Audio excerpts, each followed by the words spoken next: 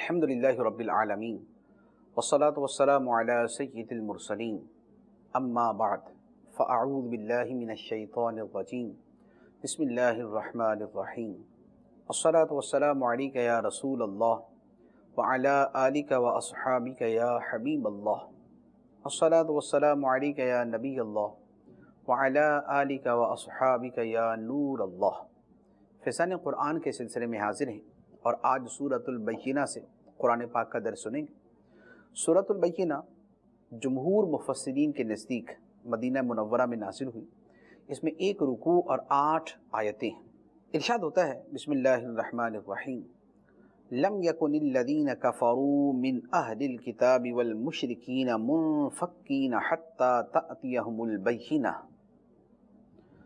کتابی کافر اور مشرک اپنا دین چھوڑنے والے نہ تھے جب تک ان کے پاس روشن دلیل نہ آئے۔ روشن دلیل کیا ہے؟ رسول من اللہ یتلو صحفا مطہرہ فیہا کتب قیمہ، یعنی اللہ کا رسول جو پاک صحیفوں کی تلاوت فرماتا ہے، ان صحیفوں میں سیدھی باتیں لکھی ہوئی ہیں۔ فرمایا کہ کتابی کافر اہل کتاب میں سے جو کافر ہیں وہ اور مشرک، یہ اپنے دین کو چھوڑنے والے نہ تھے جب تک ان کے پاس روشن دلیل رسول نہ آ جائے۔ کفار، مشرکین اور اہل کتاب یہ کہا کرتے تھے کہ اگر اللہ تعالیٰ نے کسی رسول کو مبعوث فرمایا بھیجا تو ہم اس پر ایمان لائیں گے۔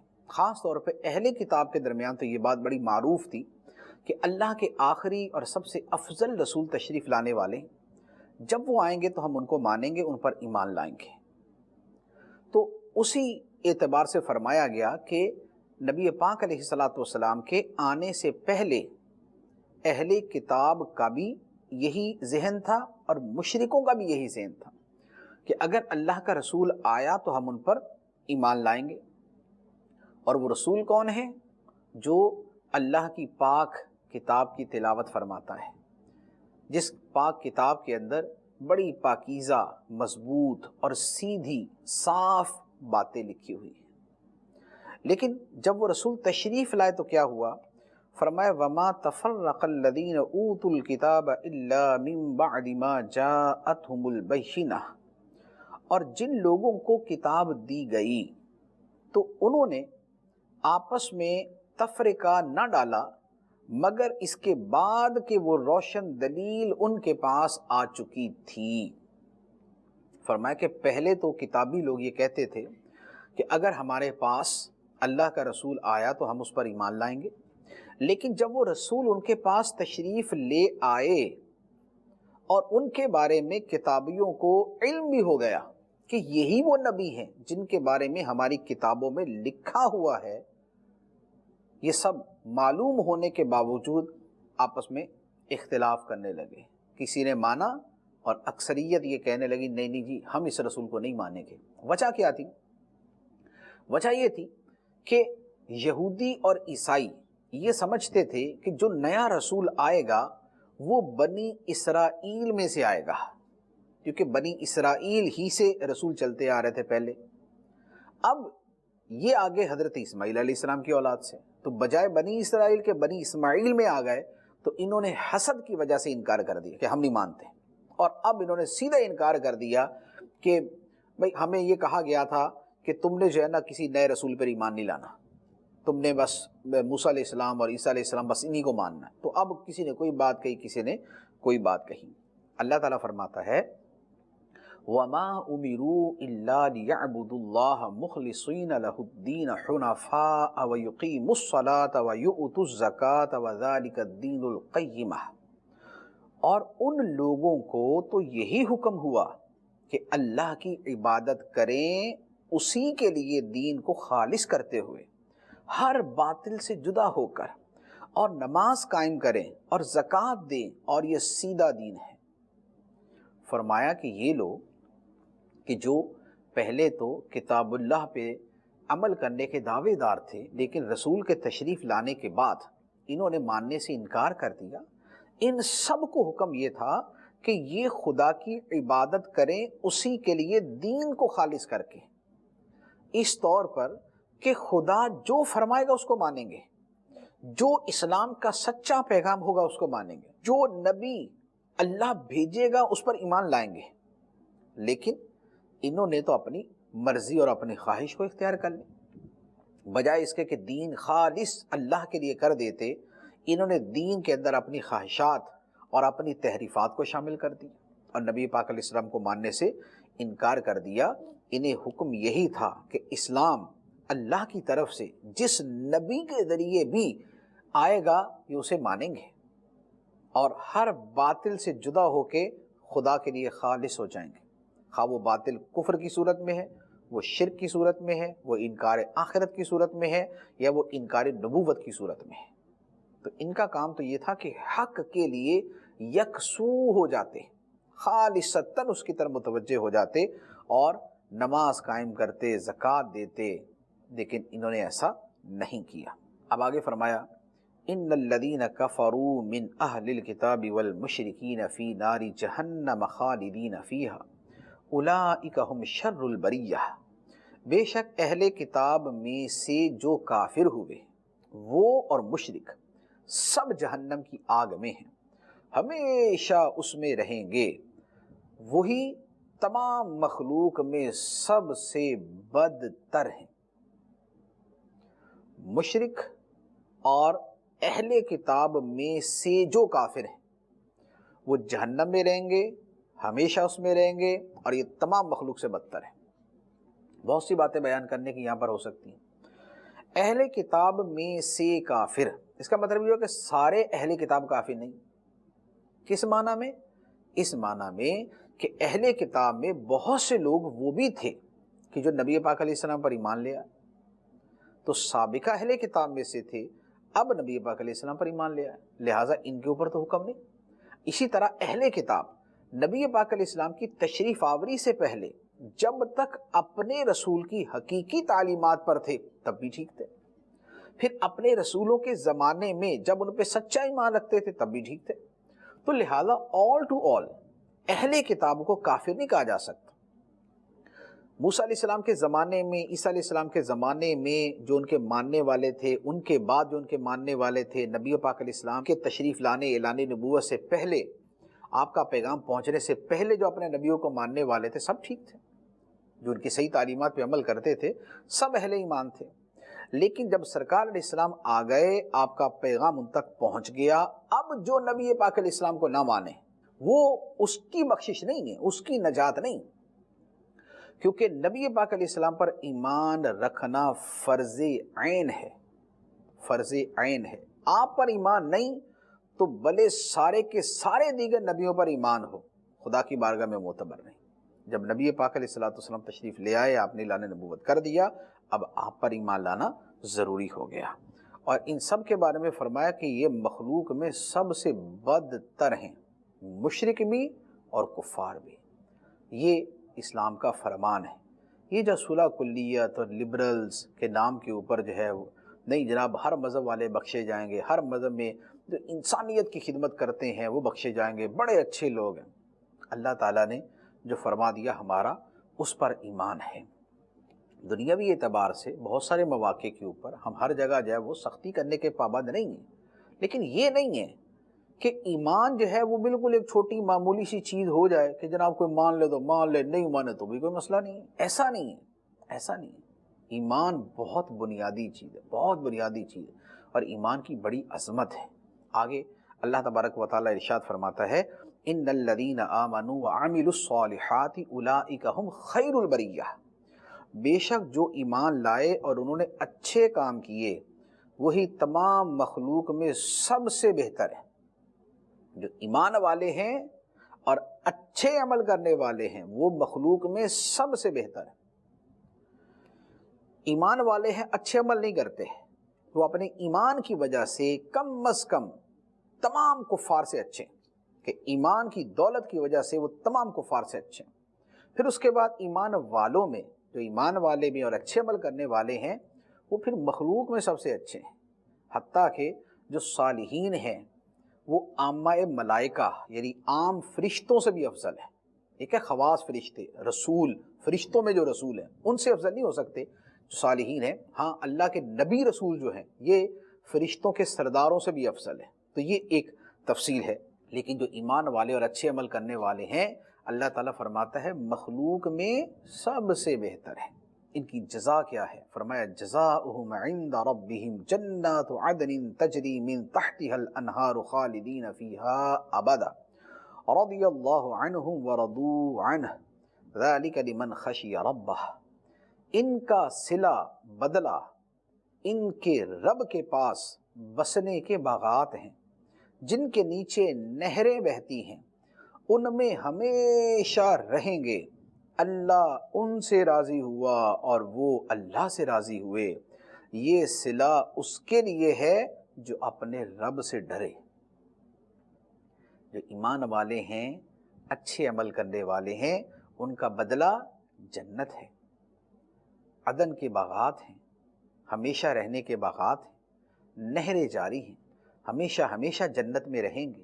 اللہ ان سے راضی ہے، وہ خدا سے راضی ہوں گے. یہ سارا صلہ اس کے لیے جو اپنے رب سے ڈرے. یہاں پر ایک مسئلہ بھی عرض کرتا چلوں کہ یہ جو لفظ ہوتا ہے نا رضی اللہ تعالی عنہ، ہم عام طور پہ صحابہ کرام کے لیے استعمال کرتے ہیں. صدیق اکبر رضی اللہ تعالیٰ عنہ، عمر فاروق رضی اللہ تعالیٰ عنہ.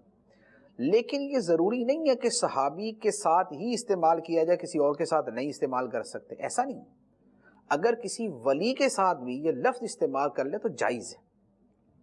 جیسے مثال کے طور پہ حضور غوث پاک اگر ہم بولیں تو ساتھ میں رضی اللہ تعالیٰ عنہ کہہ سکتے ہیں.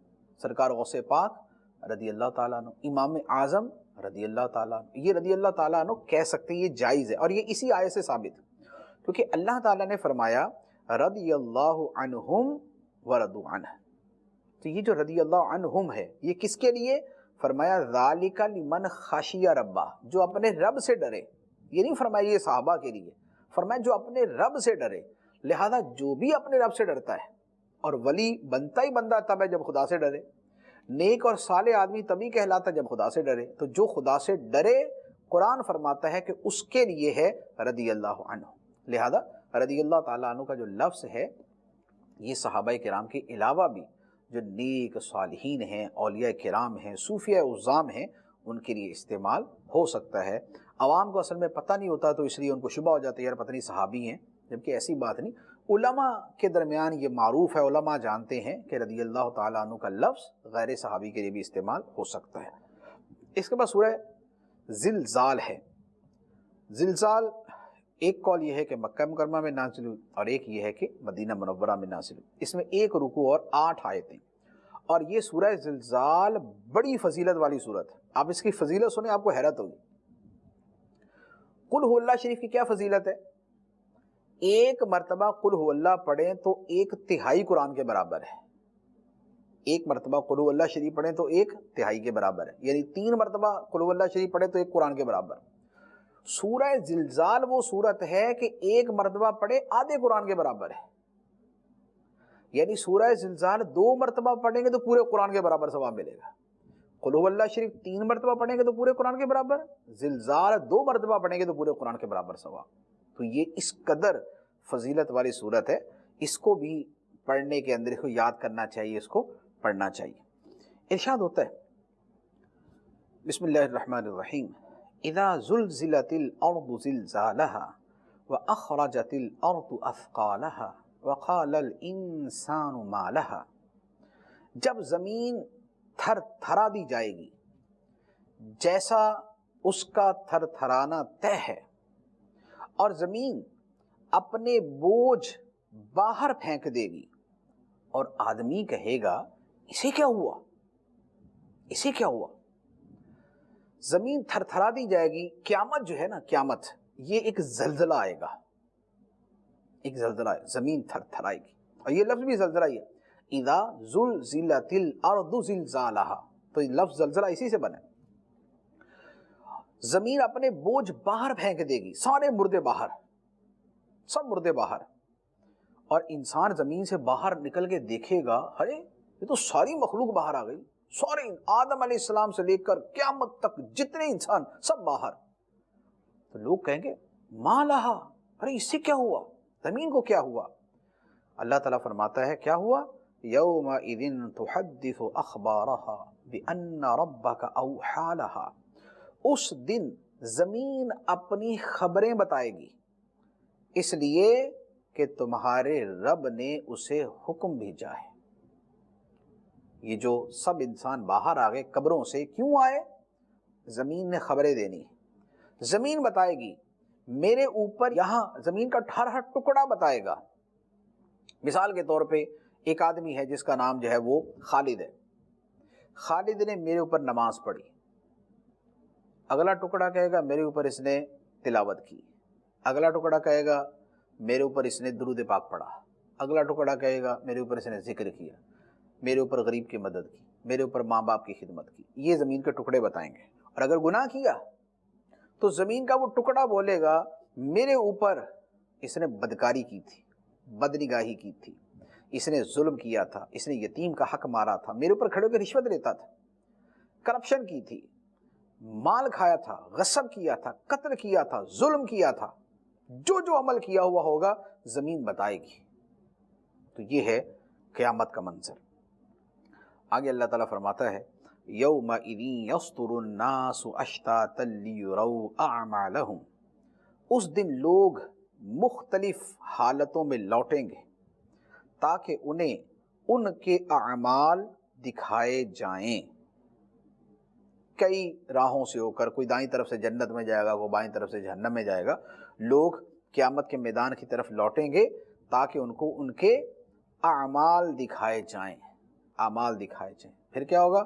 فرمایا فَمَن يَعْمَلْ مِثْقَالَ ذَرَّةٍ خَيْرًا يَرَهُ وَمَن يَعْمَلْ مِثْقَالَ ذَرَّةٍ شَرًّا يَرَهُ، تو جو ایک ذرہ بھر بھلائی کرے وہ اسے دیکھے گا، اور جو ایک ذرہ برابر برائی کرے وہ اسے دیکھے گا۔ چھوٹی سے چھوٹی نیکی بندے کے سامنے اور چھوٹے سے چھوٹا گناہ بھی بندے کے سامنے ہوگا۔ اللہ تعالیٰ ایک ذرے برابر بھی نیکی کو ضائع نہیں فرمائے گا، اور ایک ذرہ برابر گناہ بھی خدا سے پوشیدہ نہیں۔ ہم نے کسی غریب کو 1 روپیہ دیا تھا، پتہ بھی نہیں کب دیا تھا، خدا نے ہمارے حساب میں لکھا ہوا ہے۔ چھوٹی سی نیکی، راستے میں کانٹا نظر آ گیا اٹھا کے سائڈ میں کر دیا، یار کسی کو تکلیف نہ ہو جائے۔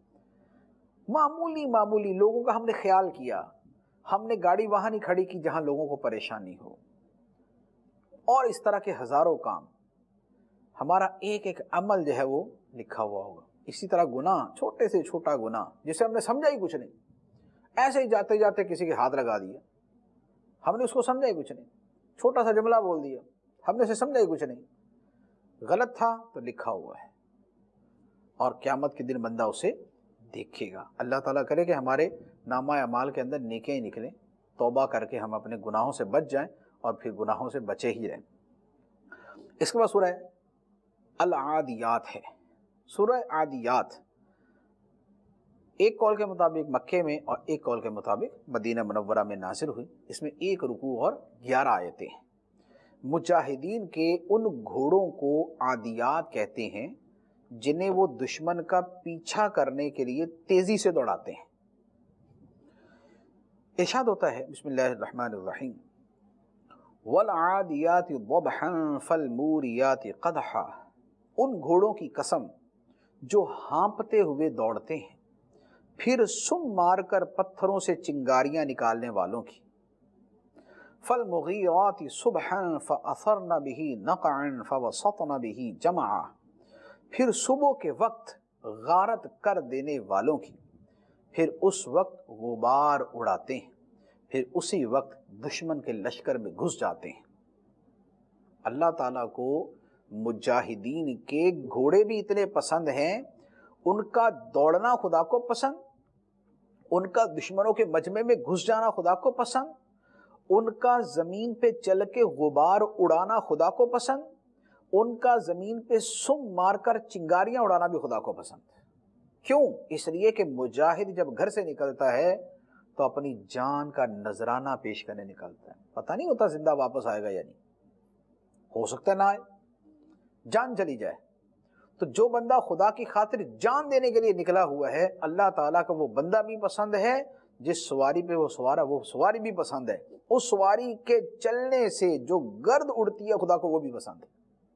یہ اللہ تعالیٰ کی بارگاہ میں مجاہدین کا مقام و مرتبہ ہے۔ تو ان کے گھوڑوں کی قسم بیان کر کے اللہ تعالیٰ نے ارشاد فرمایا ان الانسان لربہ لکنود وانہ علی ذلک لشہید، بے شک انسان ضرور اپنے رب کا بڑا ناشکرا ہے، اور بے شک وہ اس بات پر ضرور خود گواہ ہے۔ انسان اپنے رب کا بڑا ناشکرا ہے، نعمتیں لاکھوں استعمال کرتا ہے، شکر تھوڑا کرتا ہے، اور کافر تو ویسے انکار کر کے اثر نہیں شکر سے نکل گیا۔ اور فرمایا وَإِنَّهُ لِحُبِّ الْخَيْرِ لَشَدِيدٌ أَفَلَا يَعْلَمُ إِذَا بُعْثِرَ مَا فِي الْقُبُورِ وَحُصِّلَ مَا فِي الصُّدُورِ إِنَّ رَبَّهُمْ بِهِمْ يَوْمَئِذٍ لَخَبِيرٌ، بے شک انسان مال کی محبت میں ضرور بہت شدید ہے، تو کیا وہ نہیں جانتا جب وہ اٹھائے جائیں گے جو قبروں میں ہیں اور جو سینوں میں ہے وہ کھول دی جائے گی، بے شک ان کا رب اس دن ان کی یقیناً خوب خبر رکھنے والا ہے۔ فرمایا کہ انسان مال سے بے پناہ محبت کرتا ہے، جیسے سب کو پتہ ہے ہر بندہ ہی مال کی طرف مائل۔ فرمایا انسان مال سے بڑی شدید محبت کرتا ہے، لیکن کیا وہ یہ نہیں جانتا کہ قبروں سے نکالا بھی جانا ہے، اور جو دلوں کے اندر ہے وہ بھی باہر آ جائے گا، اور خدا ہر شے کو جانتا ہے اور سب کا حساب بھی لے گا۔ تو مال کمانے کے اندر نہ ڈوب جائیں کہ صبح اٹھتے ساتھ ہی دماغ کے اندر آفس اور کاروبار، رات کو واپس آئیں تو پھر کسی کلب کے اندر میٹنگ رکھی ہوئی ہے، کاروباری میٹنگ ہے جی، بزنس میٹنگ ہے، بزنس ٹور، بزنس جرنی ہے، بزنس کال ہے، بزنس آفس ہے، سوائے بزنس کے کاروبار کے کچھ سوچتے ہیں؟ پیسوں کے علاوہ کچھ سوچتے ہیں؟ فرمایا صرف اسے یاد نہ کرو، یہ بھی یاد کرو کہ قبروں میں جانا ہے تو نکالے بھی جانا ہے، اور جو دلوں کے اندر برے عمل، اچھے عمل، برے خیال، اچھے خیال، بری خصلتیں، اچھی خصلتیں ہیں، سب باہر نکل آئیں گے اور سب خدا کی بارگاہ میں پیش ہوں گے اور اس کا حساب دینا ہے۔ اس کے بعد سورۃ القاریہ ہے، مکہ مکرمہ میں نازل ہوئی، اس میں 1 رکوع اور 11 آیتیں ہیں۔ قاریہ کا مطلب ہے دل دہلا دینے والی، یہ قیامت کا نام ہے۔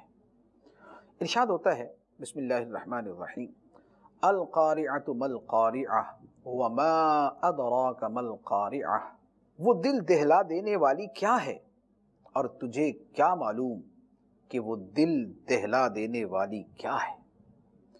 یوم یکون الناس کالفراش المبثوث وتکون الجبال کالعہن المنفوش، جس دن آدمی پھیلے ہوئے پروانوں کی طرح ہوں گے اور پہاڑ رنگ برنگی دھنکی ہوئی اون کی طرح ہو جائیں گے۔ وہ جو دل دہلا دینے والی قیامت آئے گی تو کیا ہوگا؟ انسان پتنگوں کی طرح بکھرے پڑے ہوں گے، قبروں سے نکلیں گے ادھر بکھرے ادھر بکھرے ادھر بکھرے، پھر وہاں سے کھڑے ہوں گے۔ تو جیسے پتنگے بکھرے ہوتے ہیں، قیامت جب آئے گی تو انسان بکھرے ہوئے ہوں گے۔ اور یہ جو پہاڑ ہیں تو جیسے روئی کو دھنکا جاتا ہے نا، اس کو وہ کرتے ہیں، اس کے ذریعے وہ بالکل ہلکی پھلکی ہو جاتی ہے، پھیل جاتی ہے، ہوا میں اڑتی ہے، تو پہاڑ دھنکی ہوئی رنگ برنگی اون کی طرح اڑتے پھر رہے ہوں گے۔ پھر بارگاہ خداوندی میں پیشی، اور وہاں کیا ہوگا؟ فرمایا فَأَمَّا مَنْ ثَقُلَتْ مَوَازِينُهُ فَهُوَ فِي عِيشَةٍ رَاضِيَةٍ وَأَمَّا مَنْ خَفَّتْ مَوَازِينُهُ فَأُمُّهُ هَاوِيَةٌ وَمَا أَدْرَاكَ مَا هِيَ نَارٌ حَامِيَةٌ، تو بہرحال جس کے ترازو بھاری ہوں گے وہ تو پسندیدہ زندگی میں ہوگا، اور بہرحال جس کے ترازو ہلکے پڑیں گے تو اس کا ٹھکانہ حاویہ ہوگا۔ اور تجھے کیا معلوم کہ وہ کیا ہے؟ ایک شعلے مارتی آگ ہے۔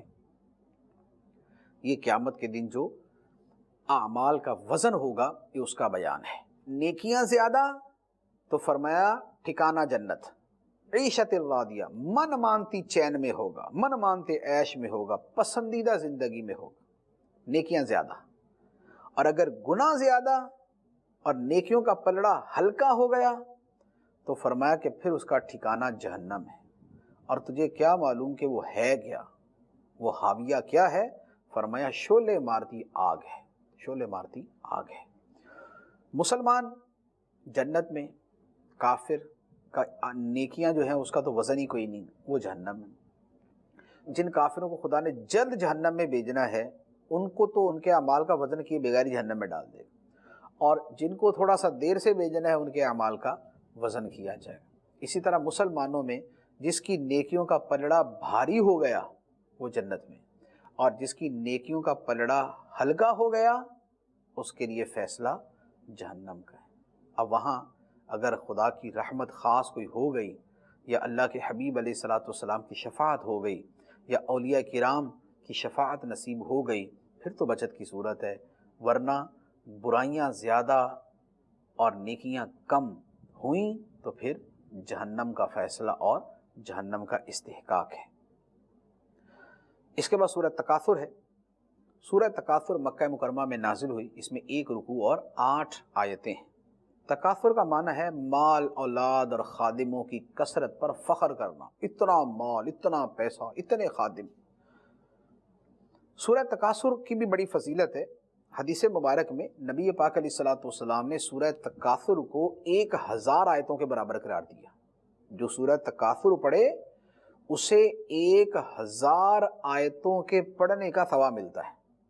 یہ اتنی عظیم الشان صورت ہے. ارشاد ہوتا ہے بسم اللہ الرحمن الرحیم، الہاکم التکاثر حتی زرتم المقابر. زیادہ مال جمع کرنے کی طلب نے تمہیں غافل کر دیا یہاں تک کہ تم نے قبروں کا منہ دیکھا. اللہ اکبر. کیسی ہماری حالت کی منظر کشی ہے کہ مال زیادہ طلب کرنے نے پیسہ بڑھ جائے، بینک بیلنس بڑھ جائے، مال ہی مال، مال ہی مال ہو. فرمایا اس مال کی زیادہ طلبی نے تمہیں غافل کر دیا حتیٰ کہ تم نے قبروں کا منہ جا دیکھا. مرنے تک بندہ کہتا ہے کہ بس ایک ڈیل اور کر لوں. 70 سال کا بوڑھا بزنس مین بھی اپنا پیسہ بڑھانے کے چکر میں ہوتا ہے، نیکیاں بڑھانے کے چکر میں کم ہوتا ہے. حالانکہ ویسے تو بچپن ہی سے نیکیوں کا جذبہ زیادہ ہونا چاہیے، مال کا جذبہ کم ہونا چاہیے. لیکن حالت یہ ہے کہ بوڑھا بستر مرگ پہ لیٹا ہوتا ہے لیکن پھر بھی مال کی طرف اس کی توجہ لگی ہوتی ہے، مال نے اس کو غافل کر دیا ہوتا ہے. آگے فرمایا کلا سوف تعلمون ثم کلا سوف تعلمون کلا لو تعلمون علم الیقین لترون الجحیم ثم لترونها عین الیقین ثم لتسألن یومئذ عن النعیم. ہاں اب جلد جان جاؤ گے، پھر یقیناً تم جلد جان جاؤ گے. یقیناً اگر تم یقینی علم کے ساتھ جانتے، پھر یقیناً اگر تم یقینی علم کے ساتھ جانتے تو مال سے محبت نہ رکھتے. بے شک تم ضرور جہنم کو دیکھو گے، پھر بے شک تم ضرور اسے یقین کی آنکھ سے دیکھو گے، پھر بے شک ضرور اس دن تم سے نعمتوں کے متعلق پوچھا جائے گا. مال کی غفلت قبر میں ڈال دیتی ہے اور بندے کو ہوش نہیں آتی. قبر میں جا کے موت آتی تو بندے کو ہوش آتی ہے. فرمایا تم جلد جان جاؤ گے. اور اگر تمہیں پہلے سے پتا ہوتا نا کہ مر کے یہ ہونا ہے تو پھر مال سے اتنی محبت نہ کرتے. اولیاء کرام، صوفیاء کرام، صحابہ کرام یہ مال سے کیوں نہیں محبت کرتے تھے؟ اس لیے کہ قبر ذہن میں ہوتی تھی، موت ذہن میں ہوتی تھی، موت کی یاد ہوتی تھی تو اس لیے غافل نہیں ہوتے تھے. جب موت کو بلا دیا، قبر کو بلا دیا، آخرت کو بلا دیا تو پھر مال ہی مال ہے، پھر دنیا ہی دنیا ہے، پھر آدمی اسی کی طلب میں لگ جاتا ہے. اور فرمایا کہ تم سے ہر نعمت کے بارے میں پوچھا جائے گا. یہ آیت مبارکہ بڑی ہی توجہ طلب ہے. ہر نعمت کے بارے میں. سر کے بال نعمت ہیں. آپ کے ذرا ایک مرتبہ سر کے بال اڑ جائیں تو اب زندگی بھر جو ہے نا آپ لوگوں کی منتیں کرو گے، یار کوئی طریقہ بتا دو سر کے بال آ جائیں، وگ لگا لوں، سرجری کروا لوں، کیا کروں میں، بتاؤ کوئی طریقہ بتاؤ. ایک مرتبہ کھال خراب ہو جائے تو ساری زندگی دوائیاں ملتے رہیں گے. ایک مرتبہ دل کی شریانیں بند ہو جائیں تو بھاگا پھرے گا آدمی. تو اللہ تعالیٰ کی اتنی نعمتیں ہیں.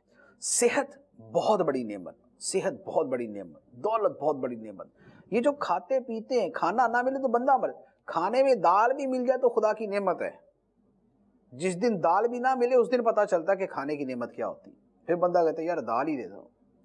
پانی جیسے کچھ بھی نہیں سمجھتے، اتنی بڑی نعمت ہے، 2 دن نہ ملے تو پتہ چل جاتا ہے کہ پانی کتنی بڑی نعمت ہے، ہوا کتنی بڑی نعمت، آکسیجن تو کبھی سوچتے بھی نہیں ہم کتنی بڑی نعمت. ایک ایک نعمت کے بارے میں پوچھا جائے گا، اے بندے میں نے تجھے یہ نعمت دی، یہ نعمت دی، آنکھیں دی، کان دیے، پاؤں دیے، ہاتھ دیے، تمہیں جو ہے وہ سوچنے سمجھنے کی صلاحیت دی، صحت دی، عافیت دی، ہزاروں بیماریوں سے حفاظت دی، مال دیا، اولاد دی، بیوی دی، بچے دیے، عزت دی، شہرت دی، دولت دی. تو نے کتنا شکر ادا کیا، کتنا شکر ادا کیا. تو اب غور کر لے ہم نے کتنا شکر ادا کیا. ہم کتنی نمازیں پڑھتے ہیں؟ کیا 5 نمازیں پڑھنے کی توفیق ہے؟ کتنا قرآن پڑھتے ہیں؟ کیا قرآن پاک کھولنے کی توفیق ہے؟ کتنا خدا کا ذکر کرتے ہیں؟ کیا کوئی ذکر اللہ کی عادت ہے؟ کتنا ہم درود پاک پڑھتے ہیں؟ کتنا ہم جو ہے وہ اللہ کی عبادت کرتے ہیں، بندگی اور نیکی کے کام کرتے ہیں؟ کتنا دوسروں کا بھلا کرتے ہیں؟ کتنا خدا کے احکام پہ عمل کرتے ہیں؟ ہر نعمت کے بارے میں پوچھا جائے گا. یہ نعمت دی تھی کہاں استعمال کی؟ آنکھیں دی تھی تو کس کام میں استعمال کی؟ زبان دی تھی کس کام میں استعمال کی؟ کان دیے تھے کیا سنتے رہے؟ زبان دی تھی کیا بولتے رہے؟ آنکھیں دی تھی کیا دیکھتے رہے؟ پاؤں دیے تھے کدھر چلتے رہے؟ مال دیا تھا کہاں خرچ کیا؟ ایک ایک نعمت کے بارے میں پوچھا جائے گا. اللہ تعالیٰ ہمارے حال پہ رحم فرمائے کہ ہم واقعی خدا کے شکر گزار بندے بن جائیں. اس کے بعد سورۃ العصر ہے. سورہ عصر جمہور مفسرین کے نزدیک مکہ مکرمہ میں نازل ہوئی. اس میں 1 رکوع اور 3 آیتیں ہیں. ارشاد ہوتا ہے بسم اللہ الرحمن الرحیم والعصر ان الانسان لفی خسر الا الذین آمنوا وعملوا الصالحات وتواصوا بالحق وتواصوا بالصبر. زمانے کی قسم، بے شک آدمی ضرور خسارے میں ہے مگر جو ایمان لائے اور انہوں نے اچھے کام کیے اور ایک دوسرے کو حق کی تاکید کی اور ایک دوسرے کو صبر کی وصیت کی. چھوٹی سی صورت ہے لیکن معانی کا سمندر ہے. زمانے کی قسم، عصر کا مطلب زمانہ بھی ہے، عصر کا مطلب وقت عصر بھی ہے، عصر کا مطلب نماز عصر بھی ہے، عصر کا مطلب نبی پاک علیہ السلام کا زمانہ بھی ہے. چاروں میں سے سارے ہی معنی مفسرین نے بیان کیے ہیں. فرمایا زمانے کی قسم بے شک انسان خسارے میں ہے، نقصان میں ہے، خواہشات کی طرف زیادہ جاتا ہے، گناہ کی طرف لپکتا ہے، من کی جو ہے مرادوں کی طرف زیادہ جاتا ہے، لذات کے اندر زیادہ اس کو مزہ آتا ہے. انسان خسارے میں. ہاں اس خسارے اور نقصان سے بچنے والا وہ ہے جو سچا مومن ہے اور اچھا عمل کرنے والا ہے، جس کو ایمان کی دولت مل گئی اور جس کو اچھے اعمال کی توفیق مل گئی. فرمایا کہ یہ بندہ ہے جو خسارے میں نہیں، اگرچہ دنیاوی اعتبار سے پیسے نہ ہو. ہم تو کیا کہتے ہیں، جس بندے کے پاس 2-4 ارب روپے ہیں ہم کہتے ہیں یار اس سے بڑا دنیا کے اندر کامیاب کون ہوگا. لیکن اللہ تعالیٰ نے یہ 1-2 ارب کی بات نہیں کی کہ انسان خسارے میں ہے سوائے اس آدمی کے جس کے پاس 1 کروڑ روپے ہو، 10 کروڑ روپے ہو. نہیں، یہ نہیں. فرمایا انسان خسارے میں ہے مگر وہ انسان نہیں جو ایمان والا ہے، اچھے عمل کرنے والا ہے، جس کے عمل اچھے ہیں، جس کا ایمان سچا ہے، سچا ہے. کامیاب وہ ہے خسارے سے پاک، وہ ہے خسارے سے محفوظ، نقصان سے محفوظ. اچھے عمل اور اس کے علاوہ 2 باتیں اور، وَتَوَاصَوْا بِالْحَقِّ وَتَوَاصَوْا بِالصَّبْرِ. حق کی ایک دوسرے کو تاکید کرتے ہیں، حق پہ رہنا، سچے دین پہ، سچے ایمان پہ، سچے عقیدے پہ رہنا. 2 پیسوں کی خاطر دین نہ بدل لینا کہ چلے جی فلاں ملک کی شہریت مل جائے گی دین بدل دو. نہیں، حق پہ ڈٹ کے رہنا، مر جائیں گے ایمان نہیں چھوڑیں گے. اور صبر کی وصیت، صبر ڈٹ جانا ایمان پر، صبر ڈٹ جانا نیکیوں پر، صبر ڈٹ جانا گناہوں سے بچنے پر، صبر مشکلات کو برداشت کرنا، خدا کی رضا پہ راضی رہنا، بے صبری نہ کرنا، بے قراری نہ دکھانا، جو یہ اوصاف رکھتا ہے فرمائے یہ انسان خسارے میں نہیں۔ ہم خسارے میں ہیں یا نہیں ذرا غور کر لیجئے۔ ایمان ہے الحمدللہ، اللہ تعالیٰ کا کروڑ احسان ہے، اس نے ہم جیسوں کو ایمان کی دولت سے نوازا ہے، ہم اس کا شکر نہیں ادا کر سکتے، پھر بھی شکر ادا کرتے، اس نے ہمیں ایمان دیا۔ لیکن اچھے اعمال کدھر ہیں؟ نمازیں، تلاوت، ذکر اللہ، درود، غریبوں کی مدد، ماں باپ کی خدمت، پڑوسیوں سے اچھا سلوک، رشتہ داروں سے اچھا سلوک، یہ کہاں پر ہے؟ صبر، شکر، توکل، قناعت کہاں پر ہے؟ یہ نیکی کی دعوت دینا جو حق بات کی وصیت ہے، نیکی کی دعوت دینا، دوسروں کو بھی نماز کا بولنا، اس کو بھی قرآن پڑھنے کا بولنا، ان کو بھی ماں باپ کی خدمت کا کہنا، گناہوں سے بچنے کا کہنا، یہ کہاں پر ہے؟ تو ہم خسارے میں ہیں یا ہم کامیاب ہیں؟ اپنے عمل کا ایک مرتبہ جائزہ لے کر چیک کر لیجئے تاکہ واضح ہو جائے کہ ہم خسارے میں ہیں یا فائدے میں ہیں۔ اللہ تعالی ہمیں کامیاب مسلمانوں میں داخل فرمائے اور ہمیں خسارے سے محفوظ فرمائے۔ اس کے بعد سورۃ الہمازہ ہے۔ سورہ ہمازہ مکہ مکرمہ میں نازل ہوئی، اس میں 1 رکوع اور 9 آیتیں ہیں۔ ہمازہ کا معنی ہے لوگوں کے منہ پر عیب نکالنے والا، منہ کے سامنے عیب بیان کر دینا، یہ ہمازہ ہے۔ ارشاد ہوتا ہے بسم اللہ الرحمن الرحیم وَيْلٌ لِكُلِّ ہُمَزَةٍ لُمَزَةٍ، اس کے لیے خرابی ہے جو لوگوں کے منہ پر عیب نکالے، پیٹھ پیچھے برائی کرے۔ پیٹھ پیچھے بھی برائی کرتا ہے اور منہ پر بھی عیب نکالتا ہے، فرمایا اس کے لیے بربادی۔ یہ آیات ویسے تو کفار کے بارے میں نازل ہوئی جو نبی پاک علیہ السلام اور صحابہ کے سامنے بھی اعتراض کرتے تھے اور پس پشت بھی اعتراض کرتے تھے، یہ ان کے بارے میں۔ لیکن کسی کے منہ پہ تانا دے کے اس کا دل توڑنا، اس کو دکھ پہنچانا، یہ مسلمان بھی کرے تو حرام ہے، اور غیبت کرنا یہ بھی حرام ہے۔ جو جواز کی صورت ہے وہ اپنی جگہ، لیکن پس پشت کسی کی برائی بیان کرنا یہ بھی حرام۔ اور غیبت ہمارے یہاں کتنی عام ہے، اللہ مان والحفیظ، بچنے والے لاکھوں میں بھی 2-4 مل جائیں تو بڑی فضیلت ہی نظر آتی ہے، اس قدر غیبت عام ہے۔ فرمایا الذی جمع مالا وعددہ، یہ جو عیب نکالنے والا، پس پشت برائی کرنے والا، فرمایا وہ جس نے مال جوڑا اور اسے گن گن کر رکھا۔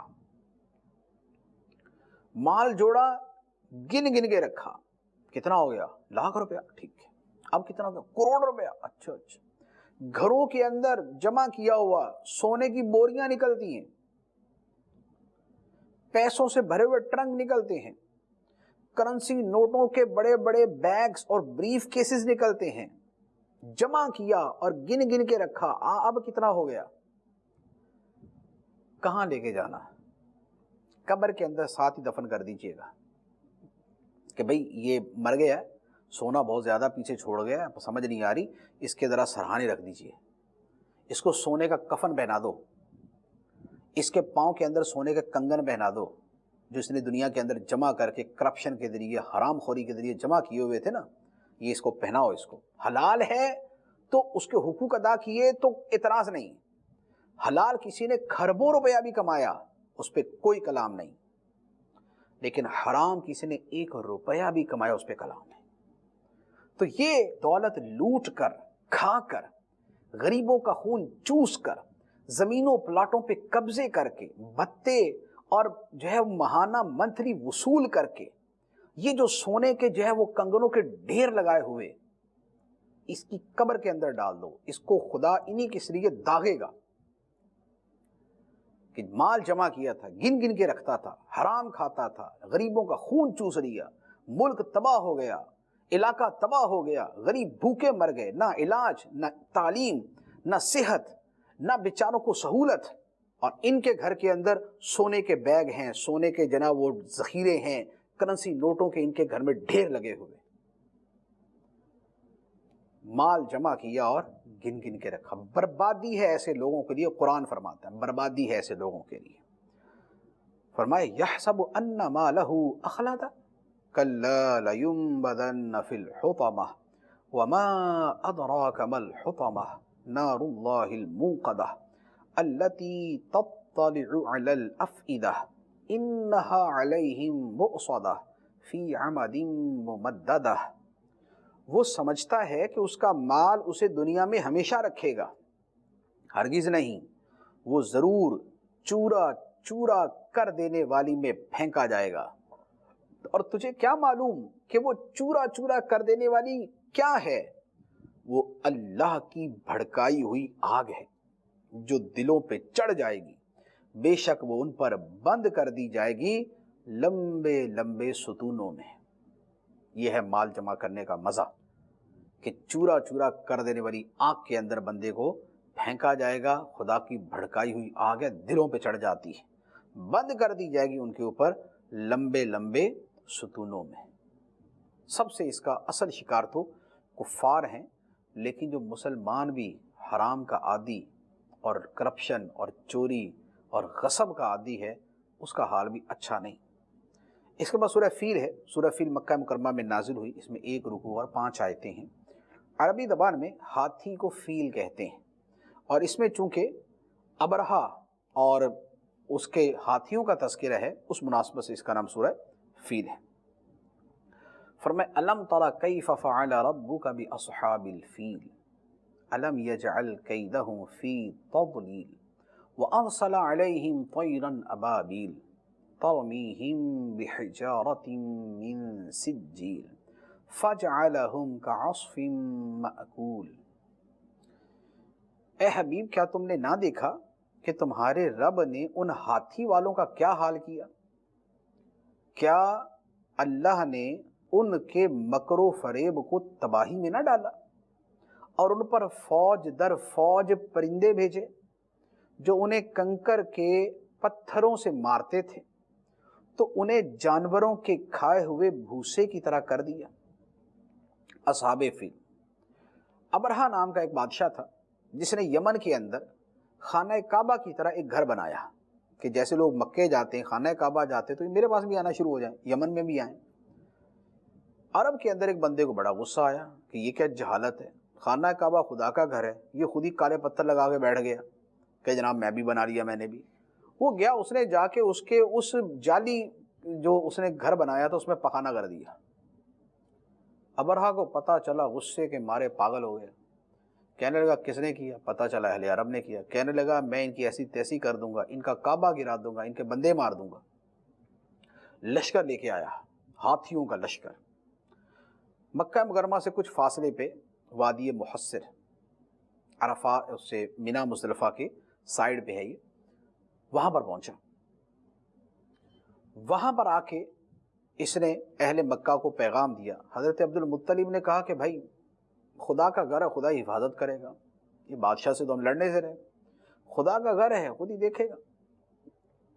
ابرہا نے اپنے لشکر کو حملہ کرنے کا حکم دیا، خدا نے پرندوں کو بھیج دیا، ایک ایک پرندے کے پاس 3 کینکریاں، 2 پنجوں میں، ایک چونچ کے اندر۔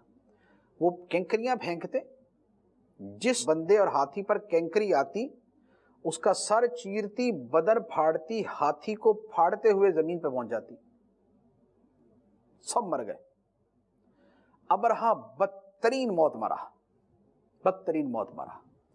اللہ تعالیٰ نے یہاں اس کا بیان فرمایا، اے حبیب کیا تم نے دیکھا کہ تیرے رب نے ہاتھی والوں کے ساتھ کیا کیا؟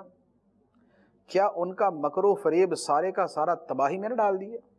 اور ان پر پرندے بھیجے، جھنڈ کے جھنڈ، ٹکڑیاں، فوج در فوج، جو ان کے اوپر کینکر کے پتھر مارتے، اور انہیں ایسا کر دیا جیسے کھایا ہوا بھوس ہوتا ہے۔ جانور چارہ وارہ کھا کے جو باقی بچتا ہے نا، تو اس کا حال دیکھا ہے آپ نے کبھی کیا ہوتا ہے؟ اس کا حال ایسا ہوتا ہے دیکھنے کو دل نہیں کرتا۔ اللہ تعالیٰ نے ابرہا اور اس کے لشکر کا یہ حشر کر دیا۔ تو یہ اللہ تعالیٰ کا اہل مکہ پہ کرم تھا، اور خانہ کعبہ کی جو عظمت ہے وہ بھی اس سے ظاہر ہوتی ہے۔ اب اس کے بعد سورہ قریش ہے۔ سورہ قریش صحیح قول کے مطابق، زیادہ صحیح قول کے مطابق مکہ مکرمہ میں نازل ہوئی، 1 رکوع اور 4 آیتیں ہیں۔ خانہ کعبہ کی جو حفاظت تھی، بیسیکلی وہ بھی اہل مکہ پہ خدا کا کرم تھا کہ اللہ تعالیٰ نے ان کو بچا لیا۔ اور سورہ قریش کے اندر بھی جو بیان کیا گیا وہ بھی اہل مکہ پہ خدا کا کرم، اور اہل مکہ کے اندر قریش سب سے بڑا قبیلہ تھا اور سب سے جو ہے وہ سردار قبیلہ تھا، ان پہ خدا کا کرم تھا، تو انہیں دعوت دی کہ دیکھو تم پہ خدا کے کتنے احسانات ہیں، خدا کی بندگی کرو۔ چنانچہ فرمایا بسم اللہ الرحمن الرحیم لِإِيلَافِ قُرَيْشٍ إِيلَافِهِمْ رِحْلَةَ الشِّتَاءِ وَالصَّيْفِ فَلْيَعْبُدُوا رَبَّ هَذَا الْبَيْتِ الَّذِي أَطْعَمَهُم مِّن جُوعٍ وَآمَنَهُم مِّن خَوْفٍ۔ قریش کو مانوس کرنے کی وجہ سے، انہیں سردی اور گرمی دونوں کے سفر سے مانوس کرنے کی وجہ سے، تو انہیں اس گھر کے رب کی عبادت کرنی چاہیے جس نے انہیں بھوک میں کھانا دیا اور انہیں خوف سے امن بخشا۔ فرمایا قریش کے اوپر اللہ تعالیٰ نے بڑے کرم فرمائے، ان کے دل میں اللہ تعالیٰ نے رغبت ڈالی کس چیز کی؟ گرمیوں سردیوں کے سفر کی۔ گرمیوں میں وہ ایک علاقے کی طرف تجارت کے لیے سفر کرتے، سردیوں میں وہ دوسرے علاقے کی طرف تجارت کے لیے سفر کرتے، سردی کے موسم میں یمن کی طرف جاتے، گرمی کے موسم میں شام کی طرف جاتے، کمائی کرتے، تجارت کرتے۔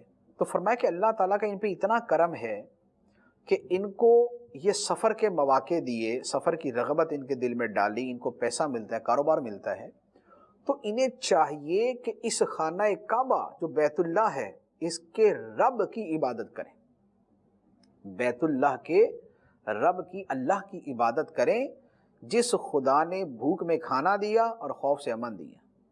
بھوک میں کھانا دیا کہ مکے میں ہے، بنجر زمین ہے لیکن پھر بھی رزق آتا ہے، اور خوف سے امن یوں دیا کہ ادھر ادھر کے جو لوگ ڈاکو تھے، قافلے لوٹ لیتے تھے، جب ان کو پتہ چلتا تھا کہ یہ مکے والے ہیں تو لوٹتے نہیں تھے کہ یار یہ تو خدا کے گھر کی حفاظت کرنے والے ہیں نا، تو ان کو لوٹتے نہیں تھے۔ تو فرمایا کہ جب ان پہ خدا کا اتنا کرم ہے تو ان کو چاہیے کہ اس رب کعبہ کی عبادت بھی کریں۔ اس سے ایک اور بات بھی پتہ چلتی ہے کہ یہ جو بھوک سے امن، بھوک میں کھانا دینا اور خوف سے امن دینا، یہ خدا کی بہت بڑی نعمت ہے۔ جس علاقے اور جس ملک کے اندر لوگوں کو کھانا پورا ملے اور امن پورا ملے وہ ملک ترقی کرتا ہے۔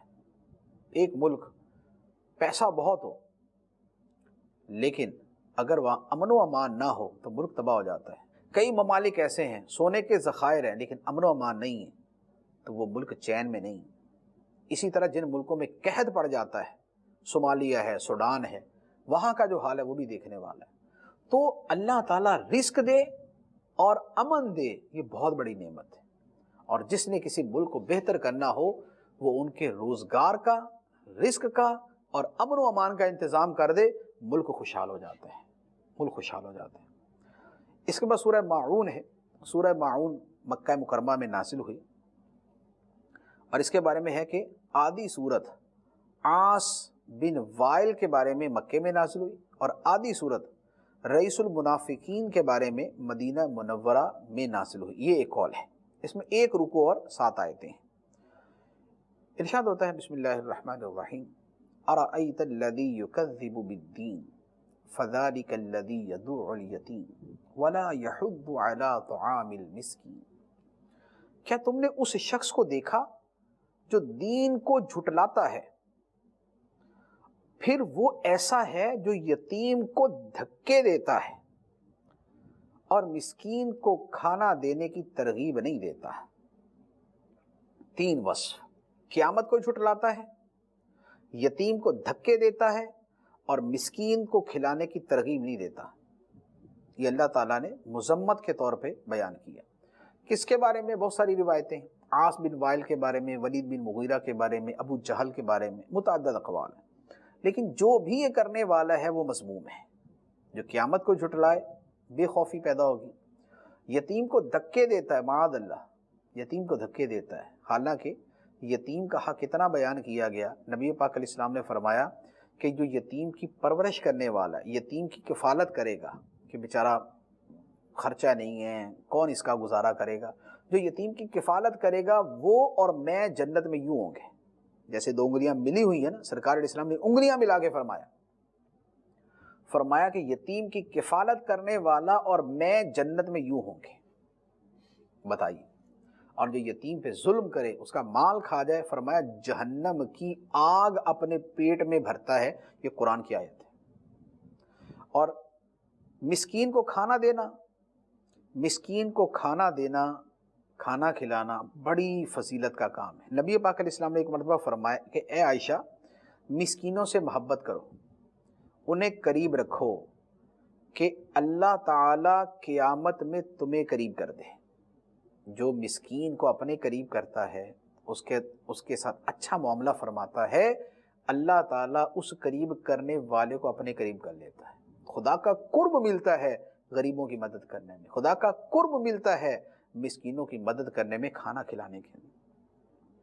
آگے فرمایا فَوَيْلٌ لِّلْمُصَلِّينَ الَّذِينَ هُمْ عَن صَلَاتِهِمْ سَاهُونَ الَّذِينَ هُمْ يُرَاءُونَ وَيَمْنَعُونَ الْمَاعُونَ. تو ان نمازیوں کے لیے خرابی ہے جو اپنی نماز سے غافل ہیں، وہ جو دکھاوا کرتے ہیں اور برتنے کی معمولی چیزیں بھی نہیں دیتے.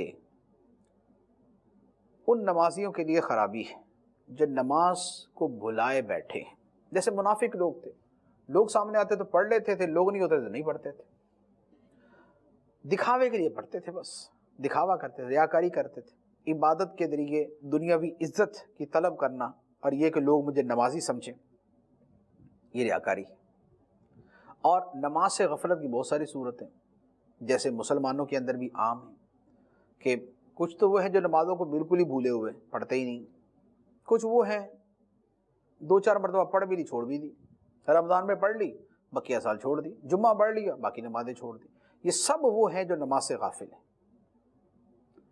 نماز فرض ہے، بہت عظیم فرض ہے. ایسا عظیم فرض ہے کہ جس نے ایک نماز جان بوجھ کے چھوڑی، اس کا نام جہنم کے دروازے پہ لکھ دیا جاتا ہے، جس دروازے سے اس بندے نے جہنم میں جانا ہے. اتنی اہم چیز ہے. نماز سے غفلت نہ کرے، نماز سے سستی نہ کرے، اور ریاکاری بھی نہ آنے دے. جو عمل کرے خدا کے لیے کرے، نہ نماز کسی اور کے لیے، نہ خرچ کرنا کسی اور کے لیے، نہ سخاوت کسی اور کے لیے، اللہ کے لیے سخاوت. اللہ عز و جل کے لیے نماز، اللہ عز و جل کے لیے سخاوت، بس یہی مطمع نظر ہونی چاہیے. آخری بات جو بیان فرمائی، وہ فرمایا کہ یہ لوگ برتنے کی معمولی چیزیں بھی نہیں دیتے. جن کو پڑوسی مانگنے آ جائے نا کہ تھوڑی سی چیز دے، نہیں ہمارے گھر میں نہیں ہے، یہ ہم نہیں دیتے. جب آدمی کسی معاشرے میں رہتا ہے تو پڑوسیوں کے ساتھ کچھ لین دین ہو جاتا ہے. چھوٹی چھوٹی چیزوں سے منع نہیں کرنا چاہیے. بعض لوگ انتہائی کنجوس ہوتے ہیں کہ معمولی سی بھی کوئی چیز مانگنے آئے گا، کوئی پانی مانگ رہا، جی ہمارے گھر میں پانی ختم ہو گیا، تھوڑا سا پانی دے، نہیں دیں گے. تھوڑا سا نمک دے دے، نہیں دیں گے. ماچس ختم ہو گیا، 2 تیلیاں دے دے، نہیں دیں گے. یہ چھوٹی چھوٹی چیزیں جو ہے نا، اس سے منع نہیں کرنا چاہیے. یہ منع کرنا بڑا سخت ہے. علماء فرماتے ہیں کہ یہ مستحب ہے کہ آدمی اپنے گھر کے اندر حاجت سے زیادہ کچھ رکھے تاکہ کسی پڑوسی کو ضرورت پڑے تو اس کو دے دے. تو یہ بڑی اچھی عادت ہے. ہو سکے تو اس پہ عمل کیا جائے، بلکہ اس پر ضرور عمل کیا جائے. اس کے بعد سورۃ الکوثر ہے. سورہ کوثر جمہور مفسرین کے نزدیک مکہ مکرمہ میں نازل ہوئی.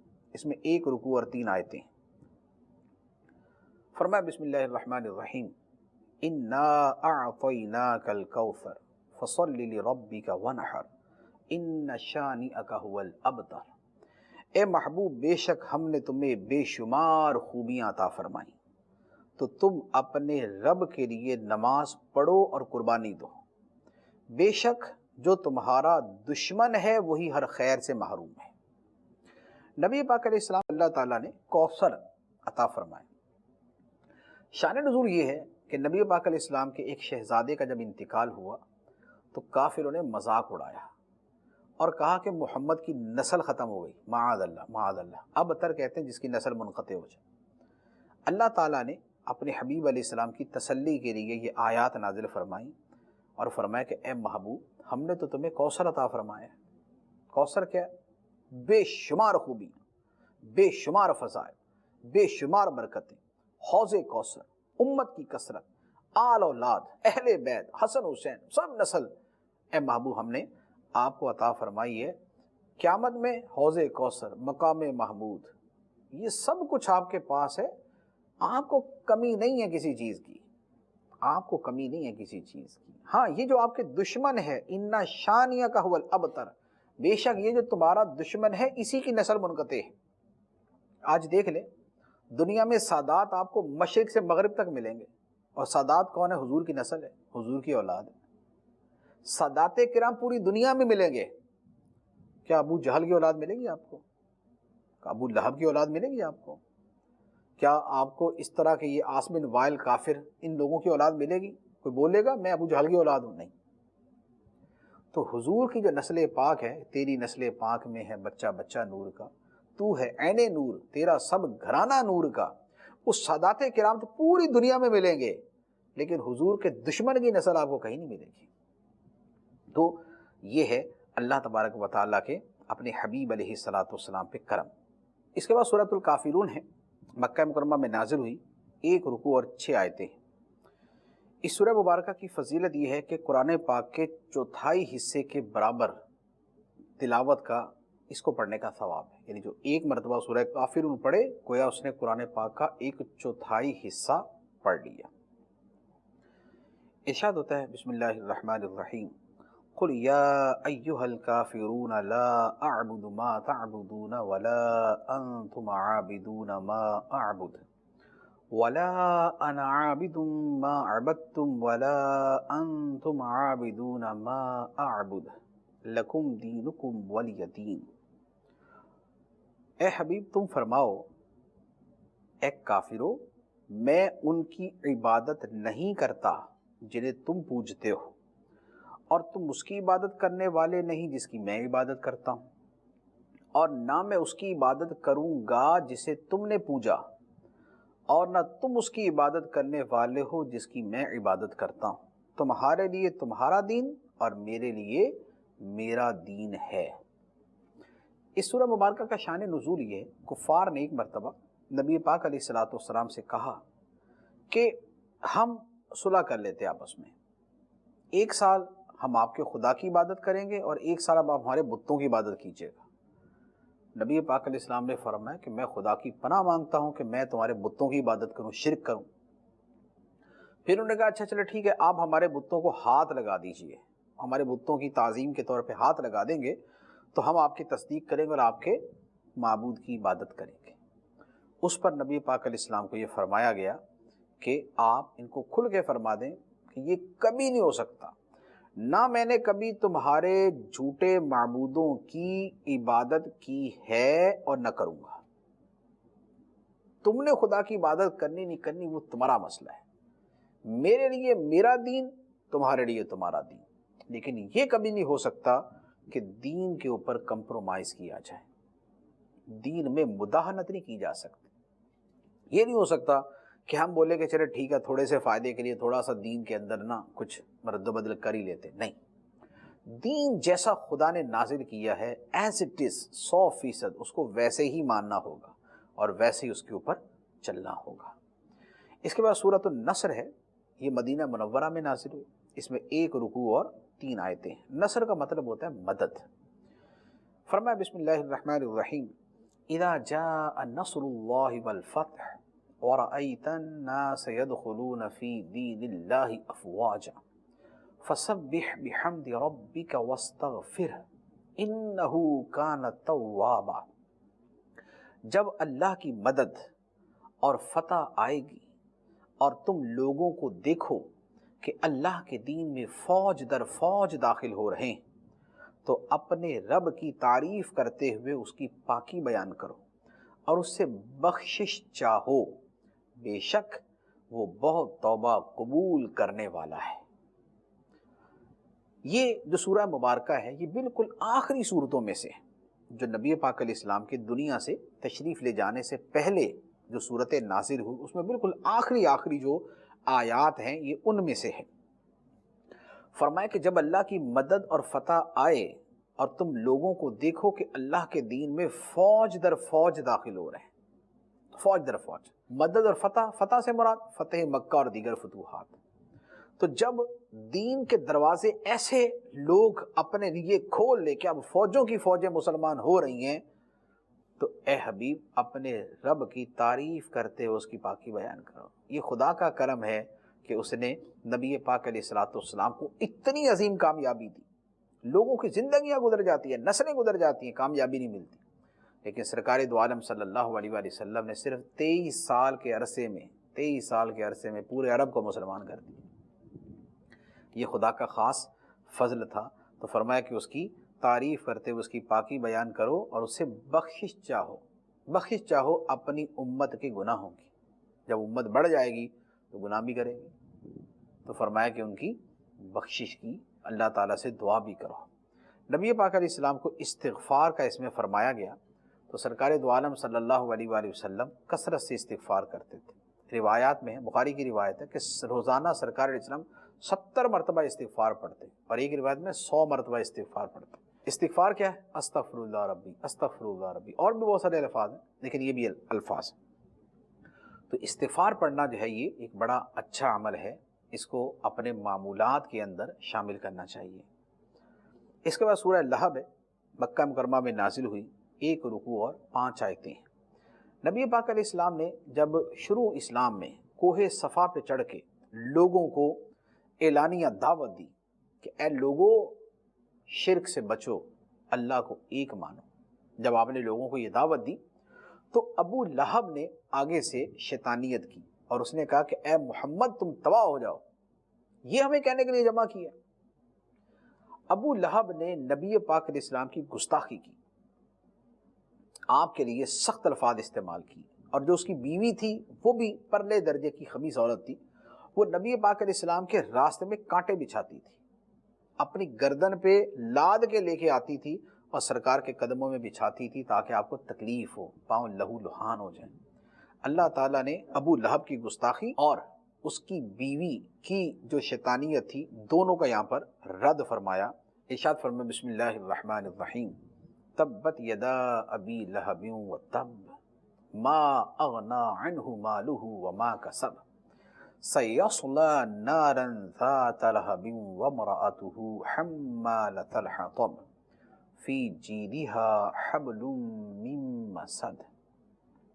ابو لہب کے دونوں ہاتھ تباہ ہو جائیں، اور وہ تباہ ہو ہی گیا، اس کا مال اور اس کی کمائی اس کے کچھ کام نہ آئی، اب وہ شعلوں والی آگ میں داخل ہوگا، اور اس کی بیوی لکڑیوں کا گٹھا اٹھانے والی ہے، اس کے گلے میں کھجور کی چھال کی رسی ہے۔ ابو لہب بھی ہلاک، اس کی بیوی بھی ہلاک، اور ابو لہب ایسا ہلاک ہوا، اللہ تعالیٰ نے فرمایا کہ ابو لہب ہلاک ہو گیا۔ تو کیسا ہلاک ہوا کہ فتح بدر، جو غزوہ بدر ہوا، اس کے چند دنوں کے بعد اس کو ایسی بیماری لگی کہ پورا بدن اس کا گل سڑ گیا، مرا پڑا تھا، لاش سے بدبو آنا شروع ہوگی، اس کی اولاد اس سے قریب نہیں آتی تھی۔ پھر بھنگیوں سے اور جو ہے وہ غلاموں سے اس کو جو ہے وہ ڈنڈوں کے ذریعے جو ہے اس کو اٹھا کے گڑھے کے اندر دبا کے اس میں مٹی ڈالی گئی، ایسا تباہ ہوا۔ اور اس کی بیوی جو سر کے اوپر جو ہے لکڑیوں کا گٹھا لے کے آتی تھی اور کانٹے لے کے آتی تھی، ایک مرتبہ اسی طرح لے کے آ رہی تھی، سستانے کے لیے کسی درخت کے نیچے بیٹھی، جبرائیل امین علیہ السلام نے اس کو کھینچا، اسی کی رسی اس کے گلے کے اندر اٹک گئی، پھانسی کے ساتھ مر گئی، وہ بھی تباہ ہو۔ ابو لہب کا مال، اس کی اولاد، اس کے کچھ کام نہ آئی، کچھ کام۔ گستاخ رسول کو اللہ تبارک و تعالی نے تباہ و برباد کر دیا۔ اس کے بعد سورۃ الاخلاص ہے۔ سورہ اخلاص ایک قول کے مطابق مکے میں اور ایک کے مطابق مدینہ منورہ میں نازل ہوئی، 1 رکوع اور 4 آیتیں، قرآن پاک کی مشہور ترین صورتوں میں سے مشہور ترین صورت۔ اس کے تقریباً 20 کے قریب مفسرین نے نام بیان کیے۔ اس کا نام سورہ اخلاص بھی ہے، سورہ تنزیل بھی ہے، سورہ تجرید بھی ہے، سورہ نجات بھی ہے، سورہ قل هو اللہ شریف بھی ہے، اور اس سورہ مبارکہ کے بے پناہ فضائل ہیں۔ 3 مرتبہ پڑھیں تو ایک قرآن کا ثواب، 1 مرتبہ پڑھیں تو 1/3 قرآن کا ثواب۔ ایک صحابی نے نبی پاک علیہ السلام کو بتایا کہ یا رسول اللہ مجھے اس سورہ سے بڑا پیار ہے، سرکار نے فرمایا اس کا پیار ہی تجھے جنت میں لے جائے گا، اس سورہ مبارکہ سے محبت تجھے جنت میں لے جائے گی۔ الحمدللہ ہمیں بھی سورت سے پیار ہے، اللہ تعالیٰ آقا کریم علیہ الصلوۃ والسلام کے صدقے اس سورہ مبارکہ کی محبت ہمیں بھی جنت میں لے جائے۔ کفار سوال کرتے تھے کہ خدا بنا کس چیز کا ہے، کس چیز کا خدا ہے، سونے کا ہے، چاندی کا ہے، کھاتا کیا ہے، رہتا کہاں پر ہے، اس طرح کے سوال کرتے تھے۔ ان کے جواب میں یہ صورت نازل ہوئی اور بتا دیا کہ اللہ تعالیٰ ایسی چیزوں سے پاک ہے، وہ کھانے پینے سے پاک ہے، بے نیاز ہے، کسی کا محتاج نہیں، اور وہ اس سے پاک ہے کہ وہ کسی چیز کا بنا ہوا ہو۔ فرمایا بسم اللہ الرحمن الرحیم، قل هو اللہ احد اللہ الصمد لم یلد ولم یولد ولم یکن لہ کفوا احد۔ تم فرماؤ وہ اللہ ایک ہے، اللہ بے نیاز ہے، نہ اس نے کسی کو جنم دیا اور نہ وہ کسی سے پیدا ہوا، اور کوئی اس کے برابر نہیں۔ یہ خدا کی شان ہے۔ اللہ ایک ہے، احد ہے، واحد ہے، اس کا نہ کوئی مثل ہے، نہ نظیر ہے، نہ شبیہ، بے نیاز ہے، ساری کائنات اس کی محتاج، وہ کسی کا محتاج نہیں، ساری کائنات اس کے در کی بھکاری اور اسے کسی کی حاجت نہیں۔ وہ پیدا ہونے سے پاک اور وہ کسی کو جنم دینے سے پاک، اور خلاصہ کلام یہ کہ اس کے برابر ہے ہی کوئی نہیں۔ وَلَمْ يَكُنْ لَهُ كُفُوًا أَحَدٌ، کوئی اس کے برابر نہیں، کوئی اس کے برابر نہیں۔ یہ سورہ مبارکہ کی تشریح اور تفصیل میں جائیں تو الہیات کی ایک پوری دنیا اس کے اندر موجود ہے۔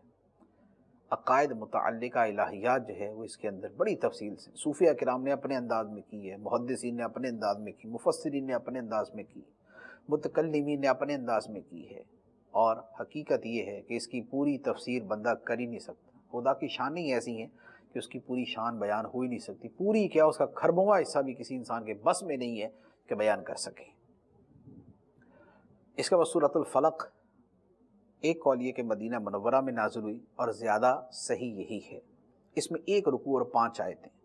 فلق کے کئی معنی ہیں، یہاں پر اس سے مراد ہے صبح۔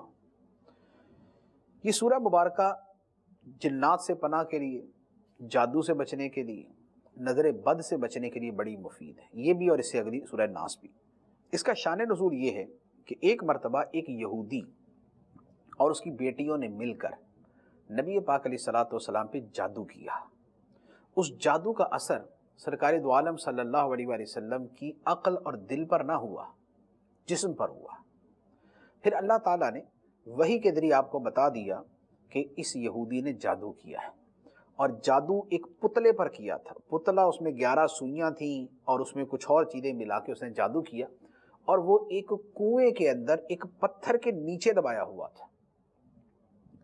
اللہ تعالیٰ نے یہ صورتیں نازل فرمائی اور ان صورتوں کے نزول سے اس جادو کے اثر کو دور کیا۔ نبی پاک علیہ السلام ان دونوں صورتوں کو آپ نے پڑھا۔ اس میں دونوں صورتوں میں 11 آیتیں ہیں، 6 سورہ ناس میں ہیں اور 5 سورہ فلق کے اندر ہیں۔ 11 آیتیں پڑھی، وہ جو پتلے کے اندر 11 سوئیاں تھیں اور جو گریں اس نے لگائی ہوئی تھی وہ ساری کھلتی گئیں اور جادو ختم ہو گیا۔ تو یہ جادو کا اثر ختم کرنے کے لیے یہ دونوں صورتیں نازل ہوئی۔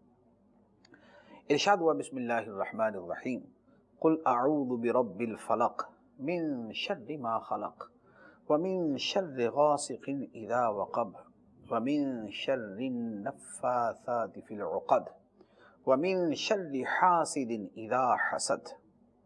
اے حبیب تم فرماؤ میں صبح کے رب کی پناہ لیتا ہوں اس کی تمام مخلوق کے شر سے اور سخت اندھیری رات کے شر سے جب وہ چھا جائے، اور ان عورتوں کے شر سے جو گروہ میں پھونکے مارتی ہیں، اور حسد کرنے والے کے شر سے جب وہ حسد کریں۔ صبح کے رب کی پناہ تمام مخلوق کے شر سے، اندھیری رات کے شر سے، کیونکہ رات میں گناہ بہت ہوتے ہیں، رات جو ہے وہ ڈھانپ دیتی ہے تو گناہوں کی کثرت ہوتی ہے۔ ابھی بھی بدکاریاں جب وہ رات میں زیادہ ہوتی ہیں، دن میں بہت کم ہوتی ہیں۔ عورتوں کا شر، جنہوں نے جو گروہ کے اوپر پھونکے مار مار کے نبی پاک علیہ السلام پہ دم کر رہی تھی، آپ پہ جو ہے وہ جادو کر رہی تھی، ان کے بارے میں۔ اور حسد کرنے والے کے شر سے جب وہ حسد کرے۔ حسد کیا ہے؟ کسی کی نعمت سے جلنا اور تمنا کرنا کہ یہ نعمت ختم ہو جائے۔ ایک آدمی کے پاس بڑا پیسہ ہے تو تمنا یہ کرنا ہے کہ اس کا پیسہ ختم ہو جائے، یا اور نے صحت ہے، تمنا کرنا ہے اس کی صحت ختم ہو جائے، آواز اچھی ہے، تمنا کرنا ہے اس کی آواز خراب ہو جائے، اولاد ہے اس کے پاس، بڑا خوشحال ہے، تمنا کرنا ہے اس کی اولاد معاذ اللہ مر جائے، اس کا جو خوشحالی ختم ہو جائے۔ تو زوال نعمت کی تمنا کرنا یہ حسد ہے۔ حسد حرام، جہنم میں لے جانے والا کام، اور اس کے شر سے اللہ تعالیٰ نے پناہ مانگنے کا ایسے فرمایا جیسے جادو کے شر سے پناہ مانگی جاتی ہے۔ یہ جو سورہ فلق ہے اور سورہ ناس، حضرت عائشہ رضی اللہ تعالیٰ عنہ فرماتی ہیں، مسلم شریف کی حدیث ہے کہ سرکار صلی اللہ علیہ وآلہ وسلم کے گھر والوں میں اگر کوئی بیمار ہوتا تو سرکار دو عالم صلی اللہ علیہ وآلہ وسلم سورہ فلق اور سورہ ناس پڑھ کر اس پہ دم کیا کرتے تھے۔ کوئی بیمار ہوتا تو سورہ فلق اور سورہ ناس پڑھ کے دم کرتے تھے۔ بڑی فضیلت والی، عظمت والی صورت ہے، لہذا ان کو یاد کرنا چاہیے، دم کے طور پہ یاد کریں۔ آپ کو بیماری لگے، گھر والا کو بیمار ہو جائے، دم کریں اس کے اوپر، اللہ تعالیٰ شفا عطا فرمائیں گے۔ اس کے بعد قرآن پاک کی آخری سورہ مبارکہ سورۃ الناس۔ سورہ ناس بھی صحیح قول کے مطابق مدینہ منورہ میں نازل ہوئی، 1 رکوع اور 6 آیتیں ہیں۔ ارشاد ہوتا ہے بسم اللہ الرحمن الرحیم، قل اعوذ برب الناس ملک الناس الہ الناس من شر الوسواس الخناس الذی یوسوس فی صدور الناس من الجنۃ والناس۔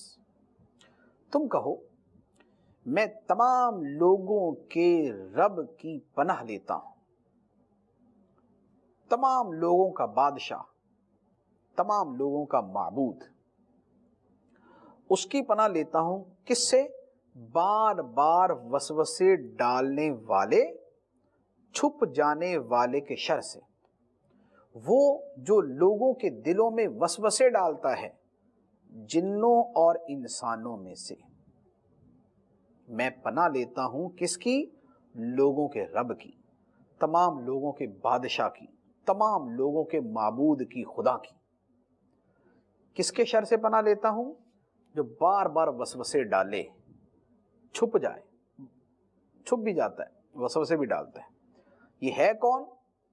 یہ جن بھی ہو سکتا ہے، انسان بھی ہو سکتا ہے۔ انسان کے دل میں جنات بھی وسوسے ڈالتے ہیں، شیطان وسوسے ڈالتے ہیں، اور انسان بھی ڈالتے ہیں۔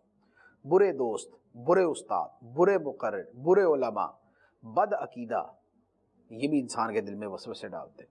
شرابی شراب کی بات دل میں ڈالتا ہے، بدکار آدمی بدکاری کی بات دل میں ڈالتا ہے، فلمیں دیکھنے والا اس کے حوالے سے بات ڈالتا ہے، کرپشن والا اس کے حوالے سے بات ڈالتا ہے، مال کی محبت والا اس کے حوالے سے، یعنی جس کی صحبت میں بیٹھیں گے اسی طرح کے خیالات آئیں گے، اس کی باتوں سے ویسے ہی دل کے اندر خیالات پیدا ہوں گے، ویسے انسان کی طبیعت بدلنا شروع ہو جائے۔ تو ان سب کے شر سے پناہ مانگی گئی ہے۔ یہ قرآن پاک کی آخری سورہ مبارکہ تھی، اور اس سورہ مبارکہ پر ہمارا فیضان قرآن کا جو قرآن پاک ہے وہ مکمل ہو گیا، اس کی شرح مکمل ہو گئی۔ اللہ تبارک و تعالی ہمیں قرآن کا فہم عطا فرمائے، قرآن کی تلاوت کی توفیق عطا فرمائے، اس کے احکام پر عمل کرنے کی توفیق عطا فرمائے۔ آمین بجاہ النبی الامین صلی اللہ علیہ وسلم۔